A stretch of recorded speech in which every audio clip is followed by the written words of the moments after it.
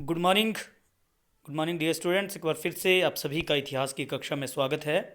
हम 15th chapter making of Indian constitution पढ़ रहे हैं, जिसमें अभी तक हमने इस चैप्टर से रिलेटेड सभी ज़रूरी कॉन्सेप्ट्स, चाहे बात शरणार्थियों की समस्या हो या फिर संविधान सभा का गठन या भारतीय संविधान की विशेषताएं, ये सभी हमने डिटेल में पढ़ लिया है। आज की इस वीडियो में हम एग्जामिनेशन पॉइंट ऑफ व्यू से जो प्रश्न एग्जामिनेशन में आते हैं उसके ऊपर भी डिस्कशन करेंगे, और कुछ ऐसे टॉपिक्स जिसमें अभी तक हमने जिनको नहीं पढ़ा है उनको भी हम पढ़ने जा रहे हैं। उम्मीद है कि आप लोगों को जो नोट्स इसमें दिए जाएंगे इस वीडियो के माध्यम से वो आप लिखेंगे और इस वीडियो को 2-4 बार आप सुनेंगे ताकि सभी कॉन्सेप्ट्स आपको क्लियर हो जाए।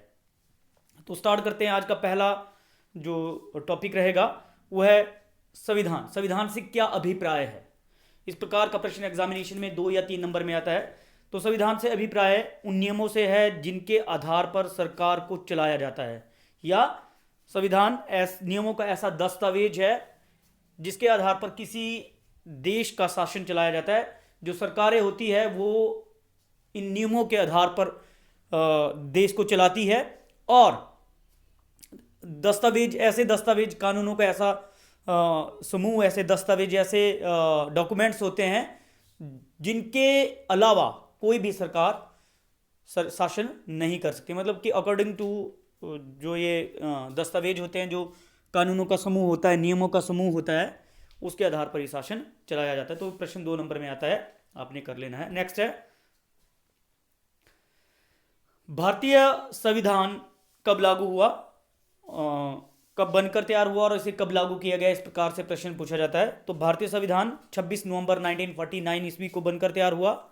इसे 26 जनवरी 1950 ईस्वी को लागू किया गया था। ये हमने डिटेल में पहले पढ़ लिया है, लेकिन एक बार फिर से मैं आप लोगों को बता दूं कि भारतीय संविधान सभा द्वारा भारतीय संविधान को बनाकर 26 नवंबर 1949 को तैयार कर दिया। उस पर साइन भी हो गए थे सभी जो मेंबर थे इंडियन कॉन्स्टिट्यूशन के, लेकिन इसे लागू किया गया 26 जनवरी 1950 को, जिसका मुख्य कारण था कि भारतीय संविधान सभा के सभी सदस्य चाहते थे कि भारतीय संविधान को ऐसे दिन लागू किया जाए जिसका राष्ट्रीय आंदोलन में महत्व है।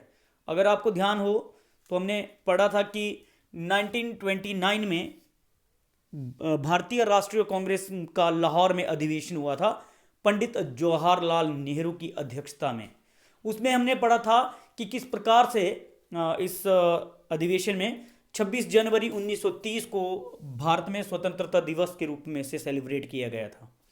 तो तब से लेकर 1947 तक 26 जनवरी को भारत में स्वतंत्रता दिवस के रूप में सेलिब्रेट करती थी भारतीय राष्ट्रीय कांग्रेस और भारत देश के सभी लोग। तो इसी दिन इसे लागू किया गया, भारतीय संविधान को लागू किया गया 26 जनवरी 1950 को, और इस दिन हम गणतंत्र दिवस के रूप में भी इसे सेलिब्रेट करते हैं। तो प्रश्न 2 नंबर में एग्जामिनेशन में आता है, आप लोगों ने ये कर लेना है। नेक्स्ट है, भारतीय संविधान दुनिया का सबसे लंबा संविधान है, क्यों? कि इतना बड़ा संविधान जिसमें मूल रूप से 395 आर्टिकल्स हैं, लेकिन अब ये आर्टिकल बढ़कर 465 के आसपास हो गए हैं। तो क्यों ऐसा है कि भारत को इतने बड़े संविधान की ज़रूरत क्यों है? तो भारत एक विशाल देश है, हमने पहले भी पढ़ा था, जहाँ विभिन्न जातियों, धर्मों, संस्कृतियों और विभिन्न विचारधाराओं, क्षेत्रफल के आधार पर भी डिस्क्रिमिनेशन है, विविधताएं हैं, और डाइवर्सिटी है, सॉरी डिस्क्रिमिनेशन नहीं, डाइवर्सिटी है। तो इस विविधता के कारण सभी भारतीयों को एक झंडे के नीचे लाने के लिए और सभी भारत के लोगों को में एकजुटता और प्रगति के लिए एक लंबे संविधान की आवश्यकता थी, क्योंकि इसमें सभी एरियाज, सभी धर्मों, सभी जातियों, सभी जो क्षेत्र, जो भौगोलिक स्थिति है उसके अनुसार लोगों को सुविधाएं प्रदान की गई है। यही कारण है कि भारत को एक बड़े संविधान की आवश्यकता थी। अगला प्रश्न, भारतीय संविधान सभा का गठन। तो प्रश्न कई बार पूछ लेता है कि भारतीय संविधान सभा के गठन के बारे में आप क्या जानते हैं, कब हुआ, है ना? तो भारतीय संविधान सभा का गठन जुलाई 1946 कर लेना अपने यहाँ पे, 1946 ईस्वी में हुआ था। 47 नहीं होगा बल्कि 46 होगा, ठीक है, 1946। यहाँ पे आप लोगों ने इसको 1946 1946 करना है। जुलाई 1946 ईस्वी में संविधान सभा का गठन हुआ। इसके कुल सदस्यों की संख्या जो 389 थी। 389 सदस्यों में से 93 जो सदस्य थे वो देसी रियासतों के भेजे गए प्रतिनिधि थे। देसी रियासतों के द्वारा भेजे गए प्रतिनिधि थे। और साथ में ही भारतीय राष्ट्रीय कांग्रेस के इसमें 82% सदस्य थे, क्योंकि जो 73 मेंबर्स मुस्लिम लीग के थे उन्होंने भारतीय संविधान सभा में भाग लेने से मना कर दिया, क्योंकि वो अलग राष्ट्र की मांग कर रहे थे। और जब 1947 में 15 अगस्त 1947 ईस्वी को भारत का विभाजन और भारत स्वतंत्र हुआ, तो उस समय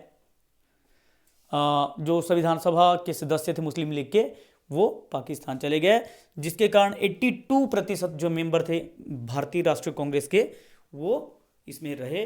और इस संविधान सभा ने एक बहुत बड़े और बहुत विस्तृत, बहुत विशाल संविधान की स्थापना की। इस संविधान सभा के जो पहला अधिवेशन हुआ वो 9 दिसंबर 1946 ईस्वी को हुआ था, और डॉक्टर सच्चिदानंद सिन्हा को संविधान सभा का अस्थायी अध्यक्ष चुना गया था। उसका मुख्य कारण ये था क्योंकि डॉक्टर सच्चिदानंद सिन्हा भारतीय राष्ट्रीय कांग्रेस के सबसे बुजुर्ग व्यक्ति थे, संविधान सभा में भी सबसे बुजुर्ग थे।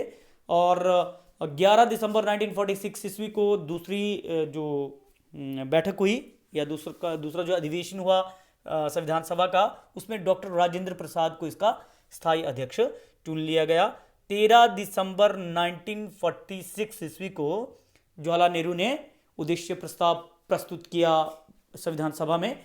और इस संविधान के निर्माण में हमें पता है, सभी जानते हैं कि 2 साल 11 महीने और 18 दिन का समय लगा। 65 लाख के आसपास इसमें खर्च हुआ। तो संविधान सभा में और भी बहुत सारी इसमें समितियां थी, जिसमें ड्राफ्टिंग कमेटी एक बहुत महत्वपूर्ण कमेटी थी, जिसके अध्यक्ष डॉक्टर भीमराव अंबेडकर थे, जिन्हें भारतीय संविधान का पितामह कहा जाता है, फादर ऑफ इंडियन कॉन्स्टिट्यूशन भी कहा जाता है। तो आपने ये कर लेना है। नेक्स्ट है इसमें जो नेक्स्ट प्रश्न एग्जामिनेशन में पूछा जाता है, टॉपिक की हम बात करते हैं, संविधान सभा के प्रमुख सदस्य।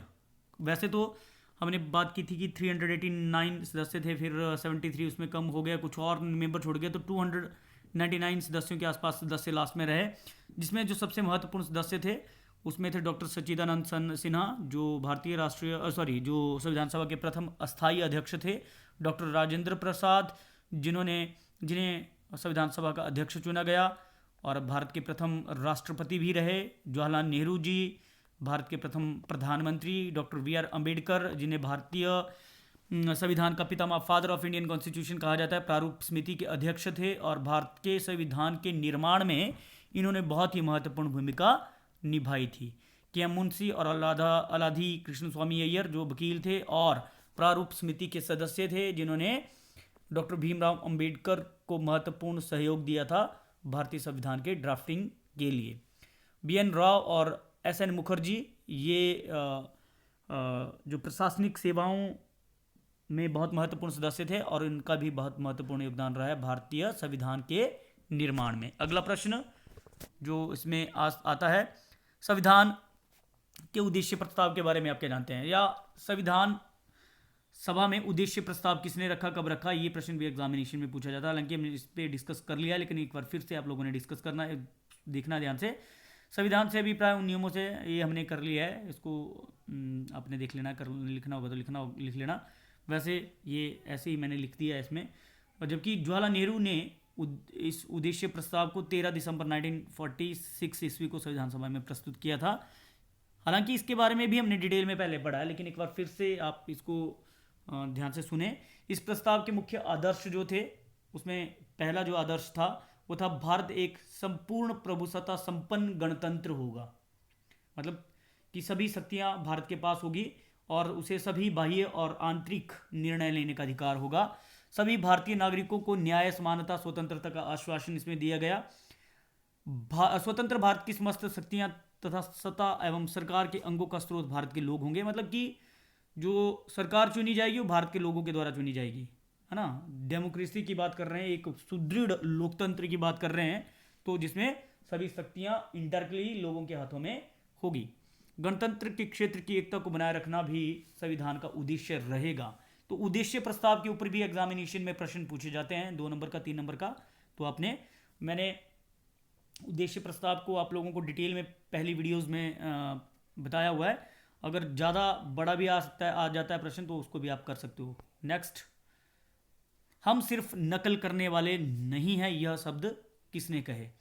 हम सिर्फ नकल करने वाले नहीं हैं, ये शब्द जो है वो संविधान सभा में कहे गए थे, क्योंकि हमने पढ़ा इसी चैप्टर के सेकंड वीडियो में कि भारतीय संविधान में जर्मनी, अमेरिका, इंग्लैंड, जापान, है ना, और साउथ अफ्रीका 1935 का भारतीय सरकार जो अधिनियम है उससे बहुत सारे नियम लिए गए हैं, बहुत सारे जो आइडियाज़ हैं वो लिए गए हैं। संसदीय शासन प्रणाली की बात हो, मौलिक अधिकारों की बात हो, राजनीति के निर्देशक सिद्धांत हो, तो ये सभी हमने किसी न किसी देश के संविधान से लिए हैं। लेकिन इस संविधान में बहुत सारे ऐसे नियम हैं जो स्वयं भारतीय संविधान सभा के सदस्यों के द्वारा बनाए गए थे। इसलिए जवाहरलाल नेहरू ने जब 13 दिसंबर 1946 को, इसको फिर से आपने कर लेना है, 13 दिसंबर 1946 को जब 1947 ईस्वी में संविधान सभा में ये शब्द कहे थे, हम सिर्फ नकल करने वाले नहीं हैं। ठीक है, नेक्स्ट है संघ सूची। हमने पहले भी बात की थी कि संविधान में जो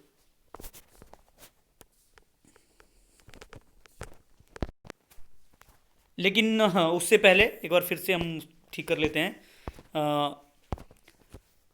1946, 13 दिसंबर 1946 को आप लोगों ने कर लेना है। को डाउट लग रहा था 1946, डाउट नहीं लग रहा था, मतलब मैंने बोला 1946 था पहले, लेकिन इसको ठीक नहीं किया, तो आपने इसको ठीक कर लेना है क्योंकि बहुत ज़रूरी है। डेट्स, इतिहास में डेट्स की बहुत सारी इंपॉर्टेंस है। अगर आप 1947 लिखेंगे तो 2 नंबर का प्रश्न है, आपको 1 ही नंबर मिलेगा, 1 नंबर आपका कट जाएगा, इसलिए डेट्स का ध्यान रखें। 13 दिसंबर 1946 को जब तीसरा अधिवेशन हुआ था, जिसमें जवाहरलाल नेहरू ने उद्देश्य प्रस्ताव भी रखा था, उद्देश्य प्रस्ताव प्रस्तुत किया था भारतीय संविधान सभा के समक्ष, उसमें तो आपने ये कर लेना है सही। हम बात कर रहे थे संघीय सूची की। मैंने बताया कि शक्तियों का बंटवारा किया गया, 3 प्रकार की सूचियां बनी, संघ सूची और राज्य सूची और समवर्ती सूची। संघ सूची की बात करें तो उसमें कानून बनाने का अधिकार केवल केंद्र सरकार को है। इसमें राष्ट्रीय महत्व के विषय रहेंगे, जिसमें 97 विषय टोटल है। इसमें विदेश, सुरक्षा, राष्ट्रीय सुरक्षा, मुद्रा और संचार मुख्य विषय थे। नेक्स्ट था राज्य सूची। राज्य सूची में कानून बनाने का अधिकार राज्य सरकारों को रहेगा। इसमें कुल जो विषय हैं वो 47 है और इसमें कानून बनाने का अधिकार राज्य के पास रहता है, जबकि इसके जो विषय हैं स्थानीय स्वशासन, पुलिस और सार्वजनिक स्वास्थ्य। तो ये प्रश्न 2-2 नंबर के एग्जामिनेशन में आते हैं, संघ सूची या केंद्रीय सूची, राज्य सूची और लास्ट समवर्ती सूची। समवर्ती सूची में कानून बनाने का अधिकार, इसमें ऐसे विषय हैं जिन पर कानून बनाने का अधिकार केंद्र और राज्यों के, लेकिन अगर दोनों के बीच में कन्फ्लिक्ट हो जाए तो ऐसी परिस्थितियों में केंद्र के द्वारा बनाए गए कानूनों को महत्व दिया जाता है, उनको माना जाता है। टकराव की स्थिति में केंद्र सरकार को प्राथमिकता दी जाती है। इसमें टोटल जो विषय हैं वो 66 विषय रहते हैं।